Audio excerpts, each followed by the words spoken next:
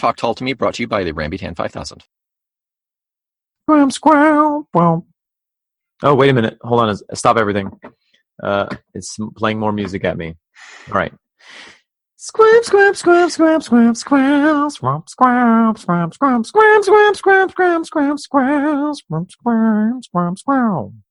I think that's our new opening music. Yeah. Pour yourself a cup of tea, put another log on the fire, and let the cat out for the night, because it's time for Talk Tull to Me.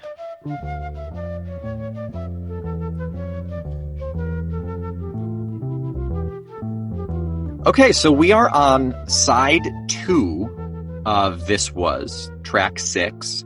And we're actually going to do something a little different, I believe, for this second half. And it's broken up into instrumental song with lyrics, instrumental song with lyrics. So I think we're going to combine songs 6 and 7, 8 and 9, and then get into the bonus tracks. Because it ends with song number 10 is Round, but it's only a minute long. It's an instrumental, and it flows so deliciously into the first bonus track, which is One for John Gee. So that's the plan for this half. That's right. So you are very lucky this week. We're going to talk Tull to you about 2 different tracks. And the first one is Dharma for One.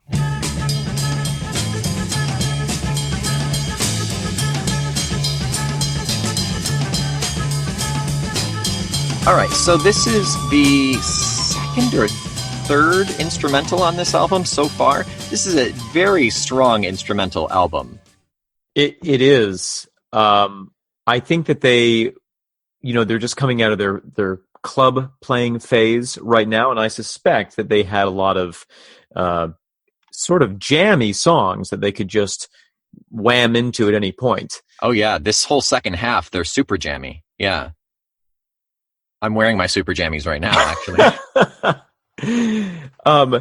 Well, and what's so fun about this is that, in previous songs on this album, we've heard Ian Anderson kind of take the lead.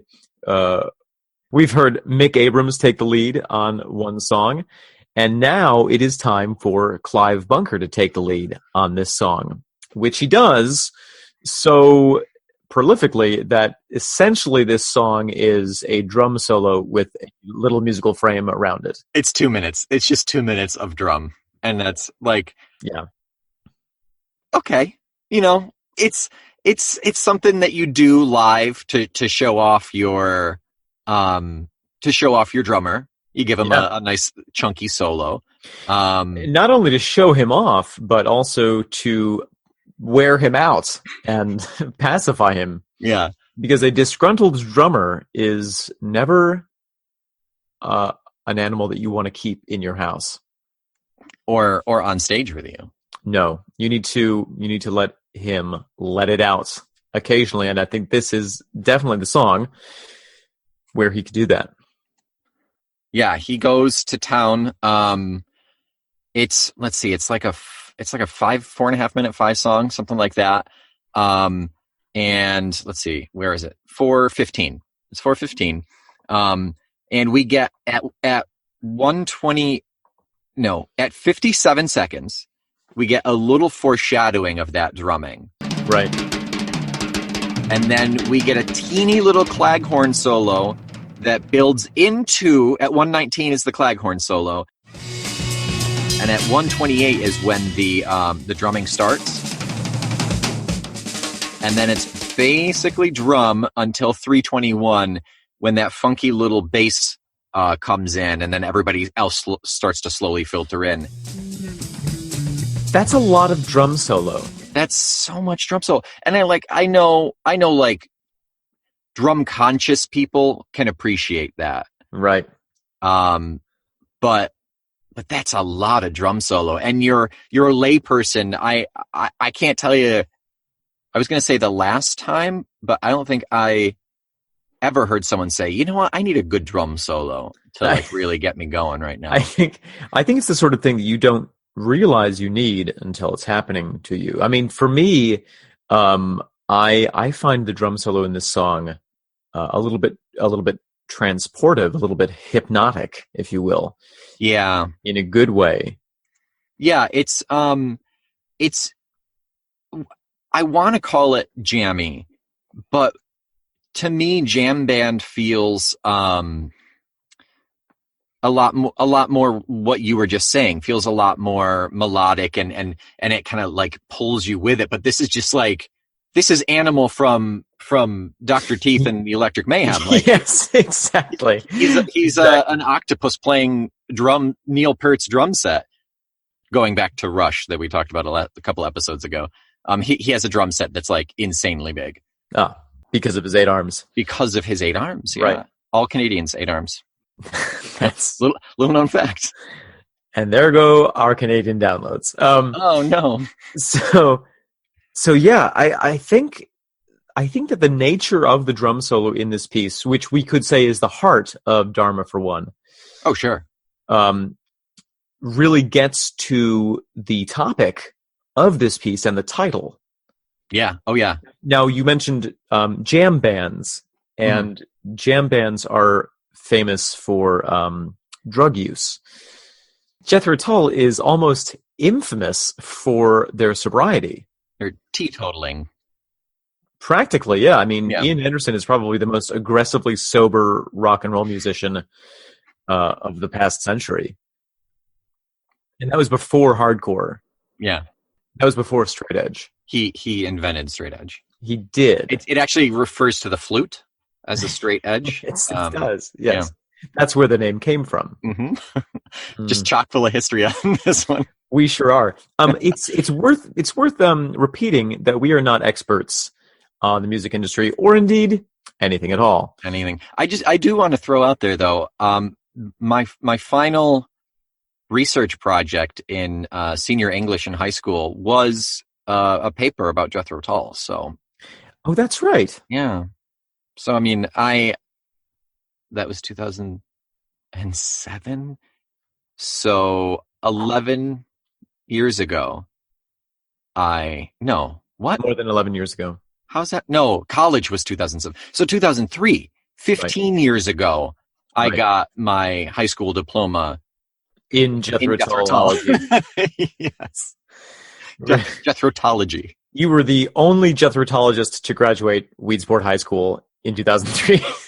Since or ever. Yeah, it was a high watermark for Weedsport, New York. Mm-hmm. Yeah. Put it on the map. I drove past there today. And that's all I have to say about that. Yeah. So the title Dharma for One, maybe we can break this down a little bit. Yeah, definitely. We've sort of been sneaking up on it, like a tiger stalking its prey, and to recoalesce in the minds of our good listeners the various factors here. We're talking about drug use. We're talking about the 1960s. We're talking about drummers, and what do all those things have in common, you might ask? And of course, the answer is pseudo-Eastern spirituality. Naturally. This album, as we know, was recorded in 1968. The Beatles had already been, they'd already had like 7 or 8 albums out, including Rubber Soul, Revolver, Sgt. Pepper, and they had already taken a tack toward the Eastern-influenced, sitar-wielding vibe that we associate, or at least I associate, with a lot of the 60s rock and roll scene.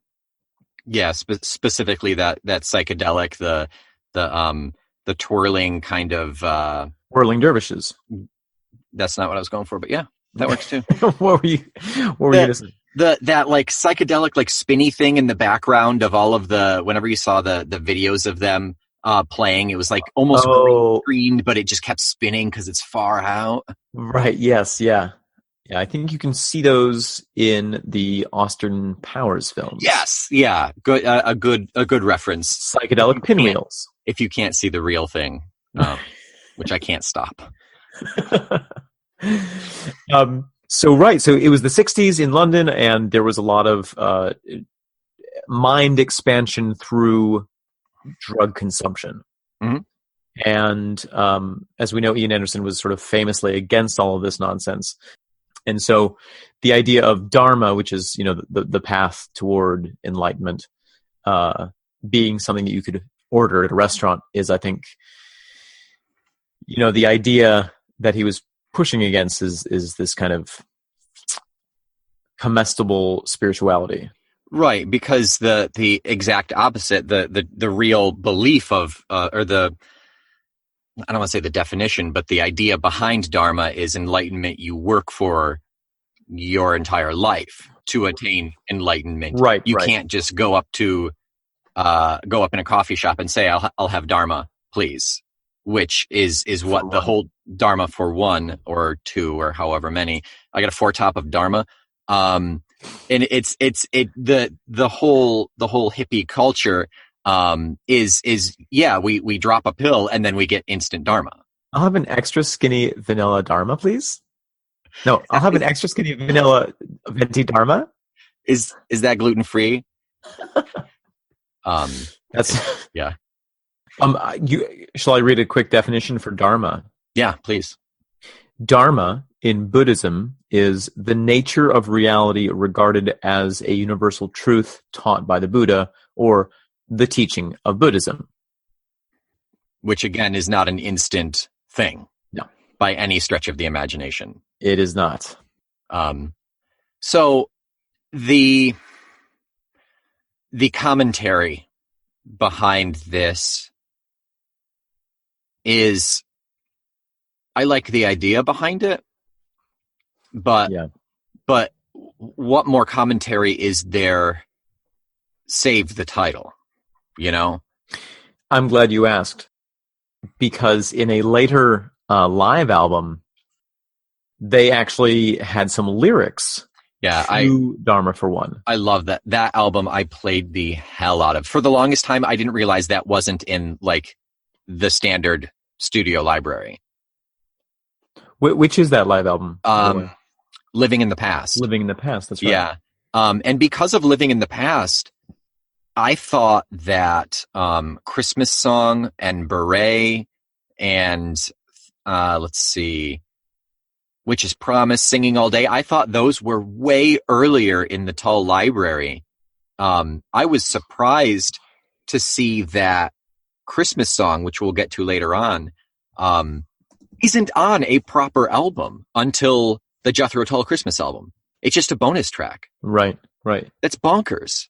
Just a little thing on the side that they played around with. Yeah, right. And that's what a lot of it's silly to me that Living in the Past wasn't a studio album, because almost all of those are all of the B's. They're not even B-sides. They're all of the bonus tracks that we get in the 40th anniversary albums. Right. So it seems slightly bizarre to me. Well, I think that's just a mark of how prolific they were as a band and how prolific Ian Anderson was as a songwriter, that there was literally more than the schedule allowed them to record. Yeah. Yeah, and most of the original dates on the songs from Living in the Past were 68, 69, so they just had so many to that, like you said, they just couldn't fit them all on albums. I don't know why they didn't just put out another one, but I don't know, were they doing one a year and you didn't want to do more than one? I have no idea. Yeah. And Martin Barr has not returned any of our phone calls yet. No. And Clive Bunker has not responded to our telegram. I'm holding out hope for that pigeon, though. I do think that this kind of perspective of taking the piss out of the kind of spiritual movement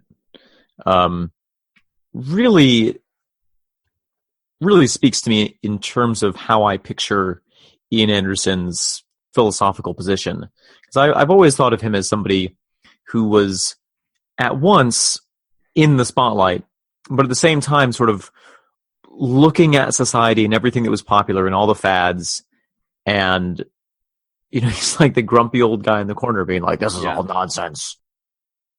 It was also a niche spotlight. I don't think it was until the album Aqualung where they got really big, which was 4, I think. Just after Benefit, I believe. That sounds right. So from 68 until 72, 74, somewhere around there, even though they were getting bigger and bigger and their sound was developing more and more, he was able to be on his high horse, but off to the side of a high Side horse? He was on his high side horse. So, Nick, I have a question for you. Yeah. If Dharma for One was a fruit, which fruit would it be?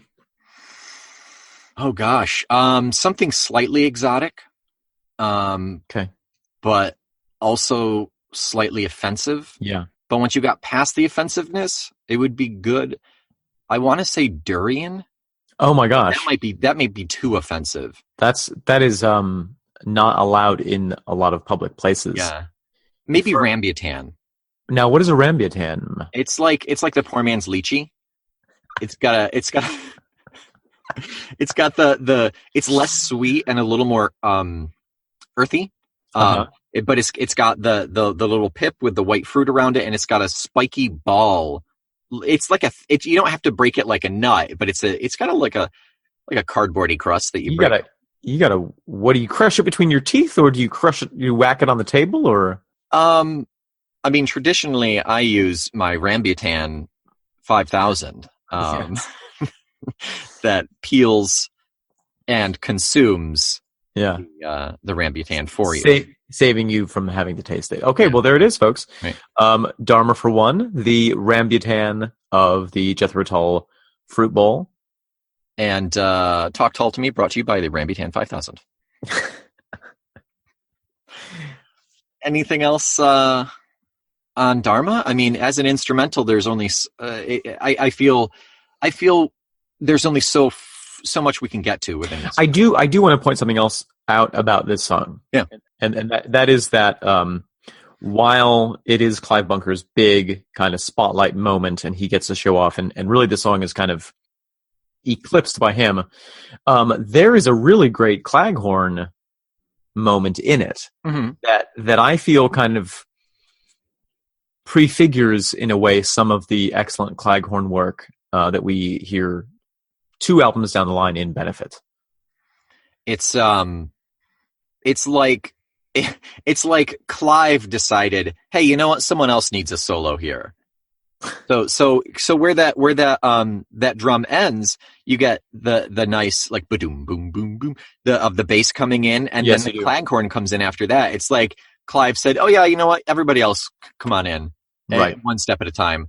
I don't think there's a really distinct guitar part in this one though. But Mick has been all over this album, so he certainly has been. Yeah. All right, Dharma for One.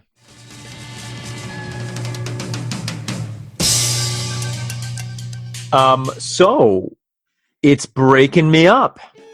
It is. That's what it is doing. The blues is basically what I'm getting. So much of the blues that I just don't like the song. I'm not gonna lie.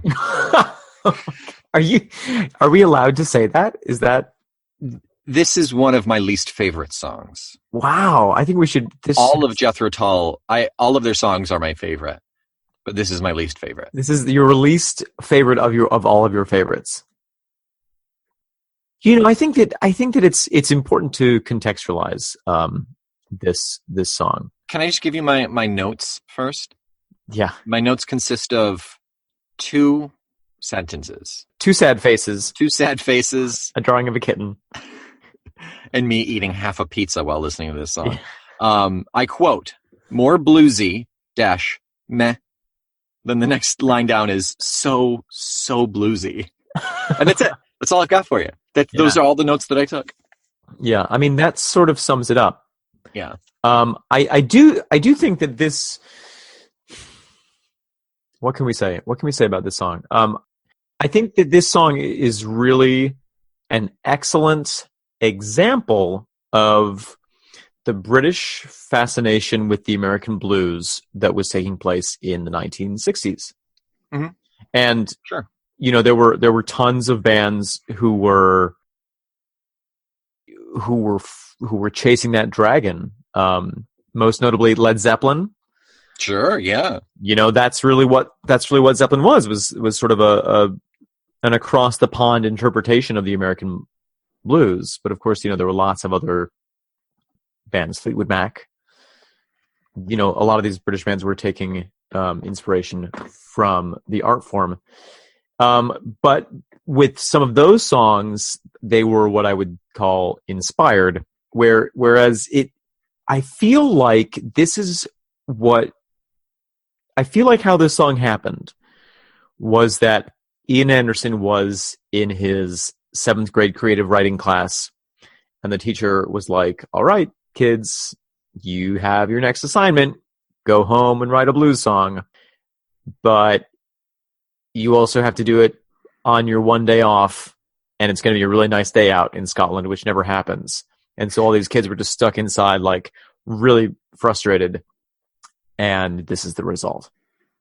And it's not only just the lyrics, it's the music itself. It's so formulaic. I feel like it's broken up into 3 parts, and you could shell game those 3 parts in any order that you want, and it wouldn't make a difference. It wouldn't make a difference at all. At the end of the day, if you were to choose the shell under which lies the meaning of this song, you would lose. Yeah.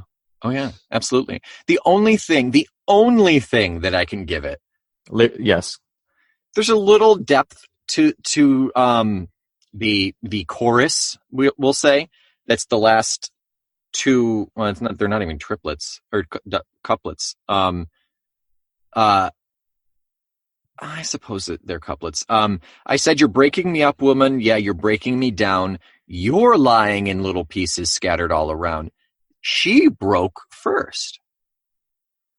Or, yes, I will. Yes. Also, there's a possible double meaning in that. Is she lying in little pieces, as in, is she prostrate in little pieces, or is she telling falsehoods in little pieces all around? Oh, I like that. That's even better. See, you just gave it something more. I'll be sending Ian Anderson a bill. Yeah. The thing that I like about this song, which I will go ahead and say now, is great preempt right there. That's good. Is Ian Anderson's excellent work on the mouth organ for this song. That's the only other thing I have. Is it has some. Again, I don't like harmonica, but there's some nice harmonica on this one. What's your problem? Why? Let me get the book. Why do you not like harmonica? Is it something that it did to you? Were you scarred at a young age by the harmonica? I'll show you where it touched me on a doll.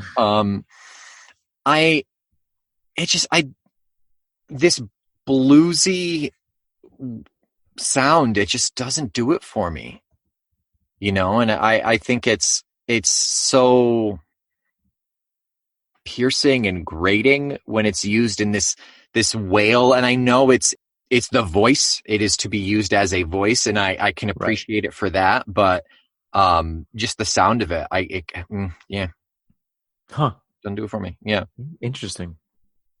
Yeah, and I mean, I'm sure a lot of it has to do with the fact that I don't like the rest of this song either. So it's like there's no part in the instrumentation that is intriguing to me. If the most you have is a piercing harmonica, it makes you my least favorite. That's it. That's my assessment. Well, I for one quite enjoy the harmonica in general. I think it's a delightful instrument. I have heard a fair amount of harmonica that I like. It's just not in this context. Not in the context of this, this so bluesy a song. I don't know. I'm not sure if I know. Do you feel that this song is bluesy? My notes say so bluesy. Oh, that's right. So, yeah. Yeah. So, but I also think that it shows a certain amount of awareness. Let's say that this is not the most brilliant song ever composed and recorded, but I think that for 1968 in London, these young gentlemen, and young they were, needed to have their bread money. And I think that probably this is the kind of song that would bring the young people in off the street into the club to hear some live music, because London was just so gaga for the blues at that moment. Sure. It's more of a function of necessity in a way than inspiration. Well, that's kind of what it feels like for a couple of the songs on this album, that they feel obligatory. Obligatory. But also, I just had the idea, like, what if this is this album's harmonica song? And Dharma was the album's drum song. Mm-hmm. And Serenade was the album's flute song. Yeah. And Someday was the album's mix song. Go on. Keep going. Well, I think certainly, there does feel like there is an attempt with this album for everyone to get their say. And we know that there was a bit of competition between Mick Abrams and Ian Anderson. You know what this album reminds me of, and the rivalry between Mick Abrams and Ian Anderson reminds me of, is in the film Spinal Tap. The band has two lead singers. Yeah. And there's a bit where they're like, oh, of course it makes sense to have two lead singers, because you've got one's like the fire and the other one's like the ice. I'm misquoting it terribly, and it's clear when they're saying it, they're just like, that's a terrible idea. This is that in real life. I mean, this may have even been the inspiration for Spinal Tap, or part of it at least. Yeah. I know they poke fun at Jethro Tull in a number of other ways in that movie. At this time, I mean, there are a handful of bands that can fall in a handful of buckets, so they can touch on each of these stereotypes, yes, I guess. As the documentary Touch Me in a Bucket talks about. That's not out yet. I told you not to talk about it. I'm so sorry. Touch Me in a Bucket.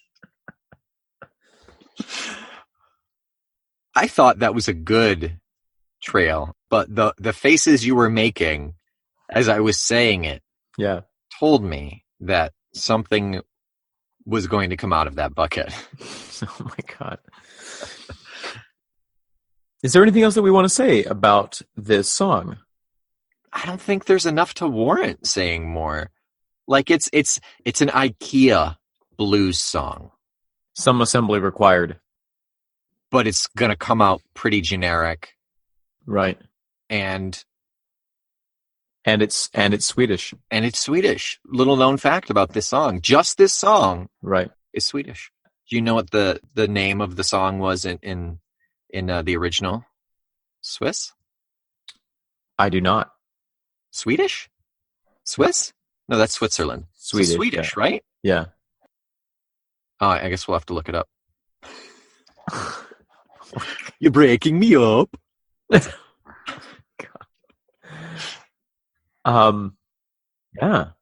Sie Brecken. That's it. Yep.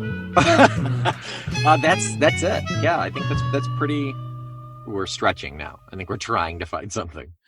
Yeah, I think we should move on. I think we should move on alone. Oh. So next week we will be talking about the tracks "Cat's Squirrel" and a song for Jeffrey.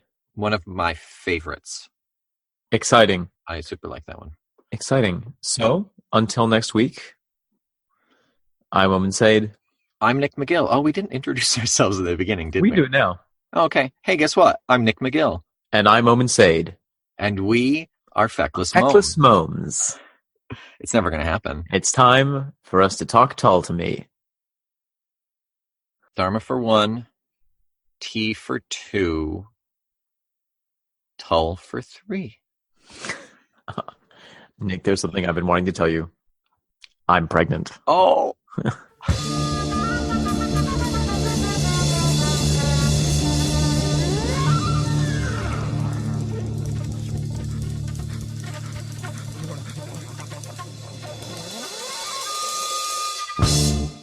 Like a Mongolian archer. Exactly. So, Nick. I was going to say a giraffe wrangler, but Wow. I hit it. I nailed it on that one. Oh, hey there. Talk Tull to Me is a proud member of the Feckless Momes audio network.